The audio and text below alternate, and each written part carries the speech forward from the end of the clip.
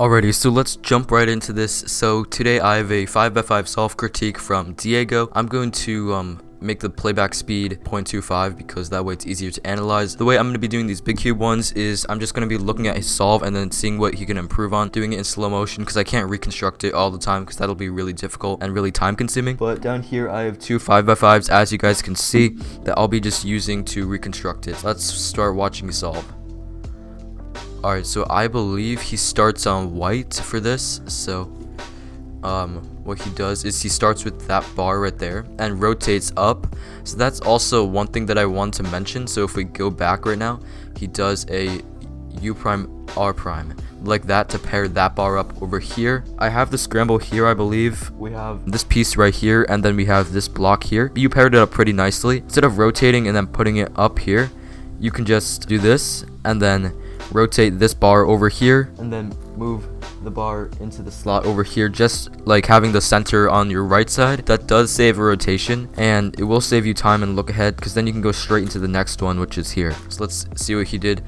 Yeah, so he rotated there and then rotated back and then had a little bit of a pause there. See, that was like 3 rotations and then a 4th rotation there. So I would just recommend getting better at recognizing it. So and then he rotated again there. So that was not the best what he could have done. You could have definitely worked on your recognition, and the way to practice that is just work on practicing your first 2 centers. Once you do that, like, time it and try to get it in under 10 seconds, because I believe you're at that stage around that. So maybe aim towards that and just work on recognition a little bit. Okay, so he rotates again and then he pairs that block up right there. I'm watching, which is not bad. And then looks like he's pairing that block up there. Okay, so I see a lot of rotations, unnecessary rotations at least, but it's a good thing he's rotating it like that.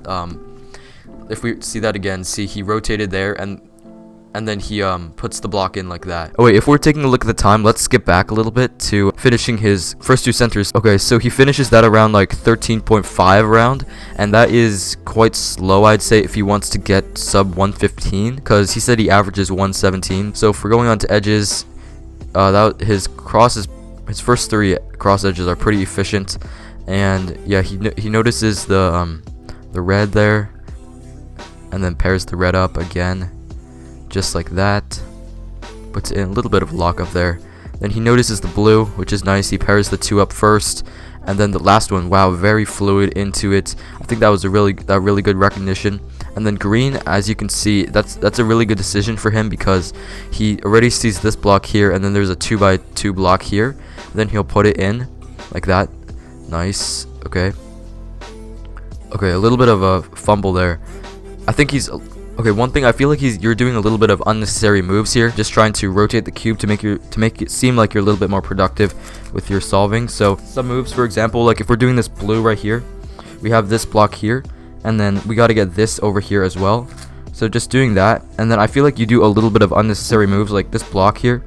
You could just go like this, and then here you can just rotate up, and then I'd recommend having like whatever center you're trying to solve in the back, so then it's easier to recognize whatever centers you're doing. And then yeah, you already know where like the pieces are. You can influence the other pieces, and then easily you can do that. And then this is a really easy case here. If we're looking at red, what you could do is just put the red in the back and then solve this easily. So just go like this with Yao and then move that up, and then you already know that there's an empty slot here, so move that up. Let's keep watching it solve now. Okay, so he does that. A little bit of unnecessary. He still needs to look ahead for the pieces.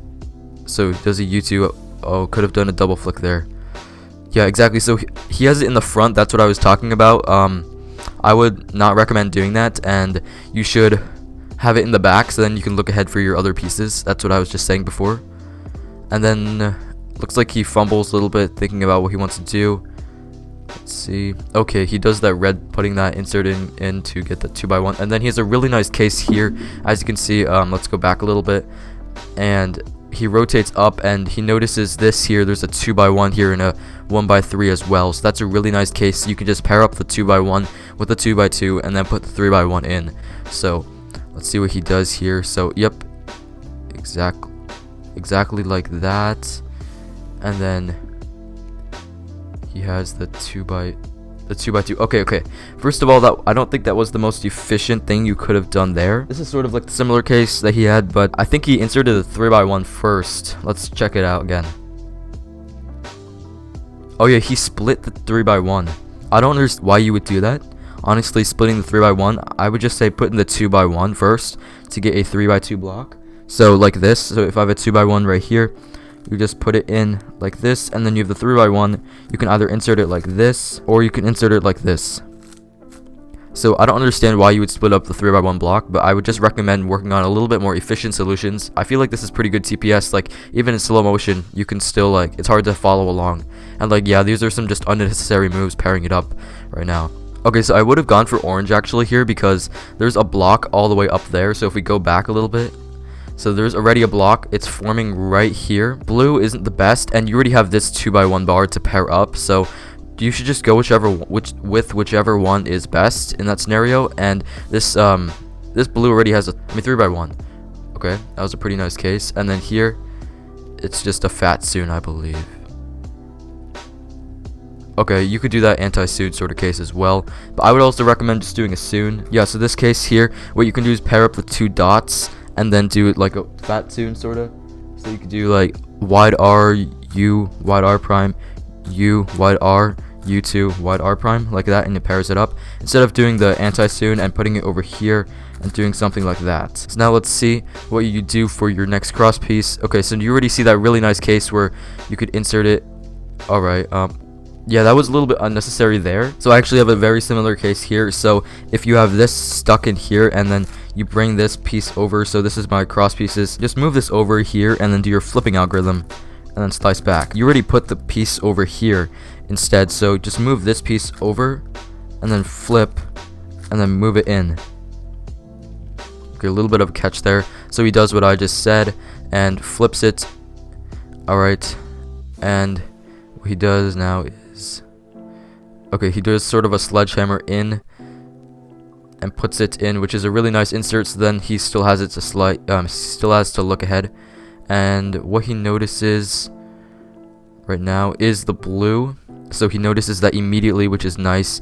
You're also looking ahead. Okay, and one thing about your flipping algorithm, I would recommend, let's say we have this right here and we want to flip this piece to get to over here. If we want to flip this piece, so what I would do is, instead of doing this, you have to regrip. So instead of doing a sexy move and then regripping sorta, just do a sledgehammer. So R prime F, R F prime, and then you're already in this position that you can like sort of hold the corner like this and R U prime R prime, just like that, to flip it, instead of doing like this. Because this, I feel like, especially in 5x5, it's really good to choose your flipping algorithms instead of going like this. I know a lot of cubers use it, but Chris Olsen did implement this in his solves. He goes on to orange and blue right there, over here, rotates a little bit, okay, and then he solves red and blue, and then he sees the piece right here, which is really nice look ahead. That's the good thing about Yao 5. And next, I believe he sees, yes, he sees the he sees the orange and yellow, so that's nice. He rotates and looks around a little bit, that's okay, but his edges are actually really smooth, and pairs it up and like finishes his centers really nicely. So he's doing Yao 5 right now, I believe. Let's see, wait. Yes, there we go. Wait, but what also I would recommend here is, since he was already in this motion, like if we go back a little bit, so he's finishing up his centers. So he sees that, you see this pair right here, you're already into. I actually thought you were gonna do this initially, but apparently you didn't. And then here you have your last 3 edges right in front of you, which is nice, instead of, you didn't rotate at all, which is really nice, and you have them all three of them in your view. Yeah, so having them like in this scenario, I have my last 3 edges right here, is definitely really good. And if there's a really easy pair that you can do, like that pair that I recommended before, what you can do is just do it and then have not to worry about those, because if you can get those out of the way, that'll just be really nice. So here he's doing a flipping algorithm, still a different one. Okay, I don't understand what he does here. So what you do is you pair up these two, and they're not even paired up. So I understand that's a really difficult case to do, but I would pair them up so it would be correct. Oh, okay. I didn't see that at all. So what you did was you had these 2 corners here. This is the yellow green here, yellow green, and then you brought this piece in here and then paired it up, which is actually pretty nice as well. So you have at least two pieces paired up, and then you can just put the third one in as well. So then you put that in. Okay, and then you have a really easy last two edges case. So you just do a flipping algorithm, slice, and then flip like that. Good. I like that finger trick down there like that. That's what I always do. It's then you flip it and then slice back. Yeah, that was really good. Just like that. That's really efficient, and I think it's nice. Nothing much to say about 3x3 stage. Okay, so Diego, overall your solves were very, very nice. I must say so myself. A couple things that I would just like to recommend for you. So one of them being is the flipping algorithm. So the flipping algorithm that I saw you use was, so if we have this case right here, you use this algorithm, RU, R prime, F, R prime, F prime, R. So you use that algorithm. But I would recommend using the inverse of that because it is re-gripless. Flip it by doing a sledgehammer. So R prime, F, R, F prime, R, U prime, R prime, just like that. That's the biggest thing I want to point out, as well as your first two centers. So moving the pieces in on the right side, just like this, so you don't have to rotate constantly like this back and forth. So just put it over here like that. It saves you a lot of moves and rotations, and then you can just put this piece over here, then insert it over here. Along with other centers, I would just recommend not being afraid to use the 3x1 bars at all.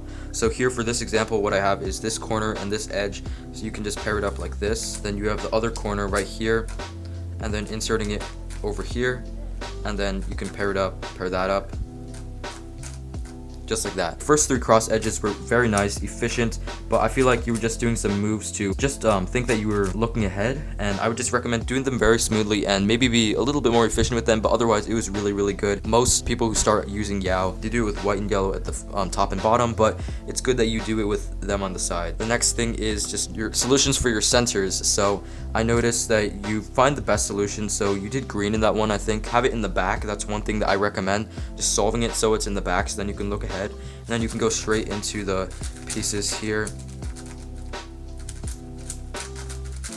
See, I didn't even look, and the red center is solved all the way in the back. And then same with that soon, anti-soon sort of thing here. This case with the dots here, you did a U2 and then an anti-soon, so you could do it from whatever angle it is. So if it's in this case, I would just do an anti-soon here, but if it was like this where the two dots are here, just do a soon. I like how you just sort of did a sledgehammer here in the bottom. I don't normally do that in my solves, but I think it was just something to point out, and you did a really good job on that. Yeah, I realized that you also matched up pieces like this. That's not a good thing. I would just recommend finding a little bit more efficient solutions with that. Your look ahead for all the edges was really nice, and you did it very fluidly, barely any pauses at all. I would also recommend if you have a really, really easy case. So for example, if I have the green and red pair right here, so you can just pair it up really easily. Insert it, and then why not, since we have this case here, we have this corner here in the back, and then just why not just do it in the back like that. So if you have really easy cases like that example, then you might as well just go into it, but also influence some pieces here. So if we're pairing this orange up over here, and then you see this red blue piece, and you can just insert it in, and then it solves that. If you don't already know the parity algorithms for some of them, definitely I would start learning those if you haven't already, because those are definitely very helpful. And then see, 3x3 stage is a lot easier because we already have those two pairs already solved and the cross edges. But otherwise, great job, Diego, on your solves. Your edges are definitely your strong point, and because you're really good at look ahead, I would just work on maybe being a little bit more efficient and playing around with the cube and maybe doing some untimed solves. But thank you so much for submitting your solves, and yeah, that's all I had for this video. Be sure to comment, like, and subscribe, and I'll see you guys next time. Peace out.